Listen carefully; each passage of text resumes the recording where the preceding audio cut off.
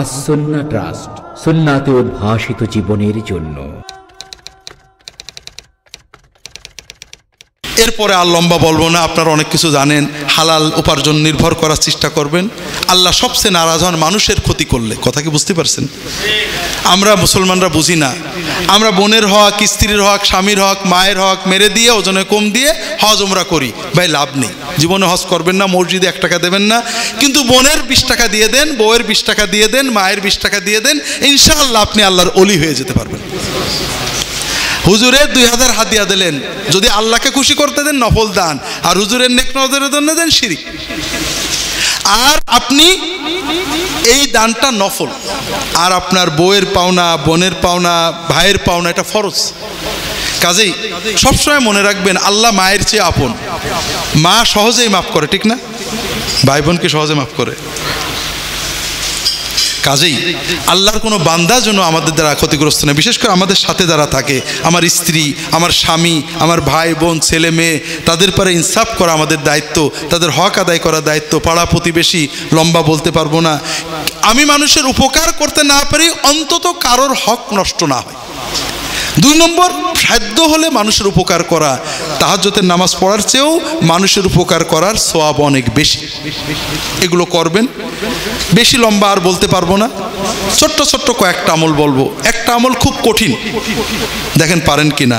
আপনারা জানেন মানুষে মানুষে, মুসলমানে মুসলমানে হিংসা করা আল্লাহর ফরজ ইবাদত, ঠিক না ভাই? নবীর সুন্নত তো। এই মসজিদে ফজরের নামাজের জামাতে অল্প মুসল্লি আসে না? একজন জামাত, একজন তবলিগ, একজন চরমোনায়, একজন ফুরফুরা, একজন কওমি, একজন আলী, এরকম না? এরাই তো জামাতে নামাজ পড়ে। এরা পরস্পরে ভালোবাসে না একটু? হ্যাঁ, তাহলে বোঝা গেল যে এই গ্রামের সবচেয়ে দিনদার মানুষেরা যে কাজটা করে সেটা নিশ্চয় আল্লাহর কোনো ভালো ইবাদত। ভালো ইবাদত না? শোনেন, শয়তান তো মানুষের জাহান্নামে নেবে মদ দিয়ে, জেনা দিয়ে, ব্যভিচার দিয়ে। কিন্তু আল্লাহর যারা ভালো বান্দা, মদ খাবে না, আকাম করবে না, বিড়ি খাবে না, সিগারেট খাবে না, দাড়ি সাজবে না, নামাজ কাজা করবে না, জান্নাতে যাওয়ার জন্য কোট করে বসে আছে। এই রকম বান্দাদের কি শয়তান জাহান্নামে নেওয়ার চেষ্টা করবে? করবে না? কি করবে? ওরা তো মদও খাবে না, ওরা নামাজ কাজা করবে না, দাড়িও ছাটবে না, কি করে নেবে? এই জান্নাত পাগল মানুষদেরকে দোজখে নেওয়ার জন্য শয়তানের 3টে অস্ত্র আছে: শিরিক, বিদআত আর হিংসা। শিরিক বিদআতের কথা এখন আর বলবো না, হিংসাটা শোনেন। হিংসা মদ খাওয়ার মতো একটা হারাম কাজ। কোনো মুসলমানকে দুশ্মন মনে করা, তাকে শত্রু মনে করা মদ খাওয়ার মতো হারাম কাজ। এটাকে বুগদ বলে আরবিতে।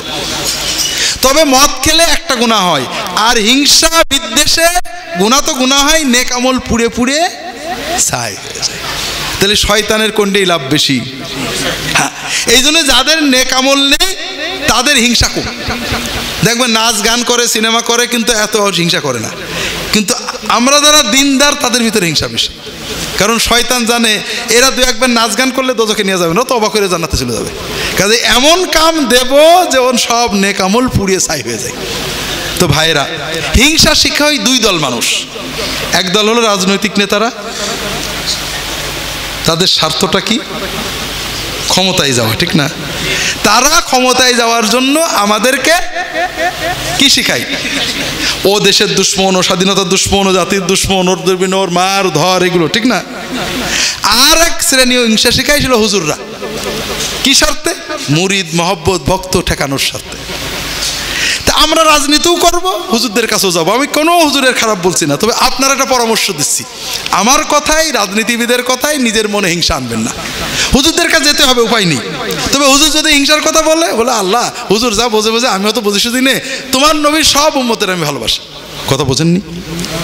আল্লাহর প্রিয় সবচেয়ে বড় ইবাদত হলো যে আপনি আল্লাহর দিকে তাকিয়ে, নবীজি সাল্লাল্লাহু আলাইহি ওয়াসাল্লামের দিকে তাকিয়ে, যে অন্তত লা ইলাহা ইল্লাল্লাহ বলেছে, মুহাম্মাদুর রাসূলুল্লাহ বলেছে, আল্লাহ আল্লাহ রাসূলকে মানে, অস্বীকার করার মতো কিছু করেনি, এরকম সকল ইমানদারকে আপনার ভাইয়ের মতো, আপন ভাইয়ের মতো, রক্তের ভাইয়ের মতো তাকে ভালোবাসবেন, তার জন্য দোয়া করবেন। এটা হলো আল্লাহর প্রিয়তম একটা নেক আমল। যখন আপনার এই অন্তরের ভালোবাসাটা আল্লাহর জন্য হবে, আলেম উলামা সব আলেম, আল্লাহ আমি অত বুঝি নে, অমুক হুজুর দিনের কথা বলে, অমুক হুজুর দিনের কথা বলে, হুজুর অমুকের অমুকটা ভালো লাগে না, আল্লাহ তোমার নবীর সুন্নত দেখে সবাইকে ভালোবাসি, সব আলেমকে তুমি হেদায়েত করে দাও, সব মুসলমানকে হেদায়েত করে দাও। অন্তর দিয়ে সব মুসলমানকে ভালোবাসবেন, আল্লাহ আল্লাহ রসুলের দিকে তাকিয়ে আর কারোর দিকে তাকাবেন না। একজন মানুষ আমার নবীকে ভালোবাসে, বুঝি নবীর কথা বলে, আল্লাহর কথা বলে, কিন্তু আমাদের ইমাম আবু হানিফাকে ভালোবাসে না, তার বিরুদ্ধে কথা বলে, ওই লোকটাকে আমরা ভালোবাসবো না হিংসা করব? যদি ভালোবাসেন তাহলে বুঝতে হবে না, আল্লাহর আপনার কলবে ইমাম আবু হানিফার চেয়ে আল্লাহ এবং আল্লাহ রসুল বড়। আর যদি ও আল্লাহর কথা যাই বলে, নবীর কথা, যেহেতু আবু হানিফার মিডিয়ায় আসেনি, ও ভালোবাসি না, তাহলে বোঝা যাবে আপনার কাছে আবু হানিফা আল্লাহ আল্লাহ রসুলের চেয়েও বড়। খবরদার এরকম যাবেন না। মনে করেন একজন আলেম নেককার মানুষ আল্লাহ আল্লাহ রসুলের কথা বলে, বুঝি শরীয়তে কোরআন হাদিসের কোনো কথা খেলাফ করছে না, দাড়ি রাখে, নামাজ পড়ে, যাকাত দেয়, হারাম করে না, কিন্তু সে আমার পীর সাহেবকে গাল দেয়, অথবা আমার দলকে জামাত ইসলামকে গাল দেয়, অথবা আমার তবলিগকে গাল দেয়, আমি তার ভালোবাসবো না ঘৃণা করবো? যদি ঘৃণা করে বুঝতে হবে আমি আল্লাহর মহব্বতে না, দলীয় মহব্বতে এসে গেছে। আর যদি বুঝি যে আমার দল পছন্দ হয় না, সে বোঝে না, ঠিক আছে, কিন্তু আল্লাহ আল্লাহ রসুলে তো মহব্বত করে, আমাকে ভালোবাসতে হবে। এই ভালোবাসা পয়সা লাগে না, কিন্তু এর মাধ্যমে ঈমান মজবুত হয়, আল্লাহর পথে চলা সহজ হয়। কথা কি বুঝতে পেরেছেন? দ্বিতীয় আরেকটা কাজ, সেটা হলো সবসময় আল্লাহর জিকির এবং দোয়ায় জবানটাকে রত রাখবেন। জিকির দোয়া করার জন্য অজু গোসল জরুরি না, জিকির এবং দোয়া দুটো বিষয় বোঝেন। দোয়াও জিকির, আল্লাহ আল্লাহ আমার বউটা ঝামেলা করছে, আল্লাহ ঠিক করে দাও, মেয়েটা শাশুড়ি অত্যাচার করছে, ঠিক করে দাও, আল্লাহ আমার এইটা লাগবে দাও, রিক্সা চালাচ্ছেন অথবা রান্না করছেন আর বলছেন, এটাও কিন্তু দোয়া এবং জিকির। কোনো মুসলমান নারী পুরুষ যে কোনো অবস্থায় মাথায় কাপড় থাক না থাক, গায়ে কাপড় থাক না থাক, অজু থাক না থাক, যখন আল্লাহর সাথে কথা বলে, আল্লাহর কাছে কিছু চায়, আল্লাহর কাছে মনের আবেগ প্রকাশ করে, যতক্ষণ সে কথা বলে একটা ফরজ ইবাদত পালনের মতো সওয়াব তার আমলনামায় জমা হতে থাকে। কারণ আল্লাহ তাআলা বলেছেন, আল্লাহ রাসূল সাল্লাল্লাহু আলাইহি ওয়াসাল্লাম বলেছেন, আদ-দুআ হুয়াল ইবাদা। 2 নম্বর ভাইরা, এর মাধ্যমে এই সওয়াব ছাড়া আমরা কয়েকটা লাভ পাই। 1 নম্বর হলো, আপনি যে চাইলেন, আল্লাহ কোনো চাওয়া ফেরত দেন না। হাদিস শরীফে আসছে, যে কোনো বান্দা বান্দি যখন আল্লাহর কাছে কিছু চাই, আল্লাহ হয় তাকে ওই জিনিসটাই দেন, নইলে এই দোয়ার বিনিময়ে একটা বিপদ কাটিয়ে দেন, নইলে তার জন্য জান্নাতের সওয়াব জমা করে রাখেন, আপনার লস নেই। 3 নম্বর হলো ভাইরা, এই যে দোয়া আমরা করছি কার কাছে? এই আল্লাহর সাথে আমাদের কাল্পটা জুড়ে গেছে। যেমন মোবাইলের চার্জ দেওয়ার জন্য কারেন্টে জুড়তে হয় না, কাল্পকে চার্জ দিতে হলে আল্লাহর সাথে জুড়তে হয় জিকিরের মাধ্যমে। এই যে আল্লাহর সাথে কথা বলছেন, আপনার কাল্বের ভিতরে আল্লাহর রহমত, বরকত, বেলায়েতের চার্জ আসছে। আপনি যতক্ষণ দোয়া করতে থাকবেন, কাল্ব শক্তি পাবে। এই জিকিরের মাধ্যমে আপনার অন্তরের ভিতরে গুনার প্রতি ঘৃণা আসবে, নেক আমলের প্রতি মহব্বত বাড়তে থাকবে। কথা কি বুঝতে পেরেছেন?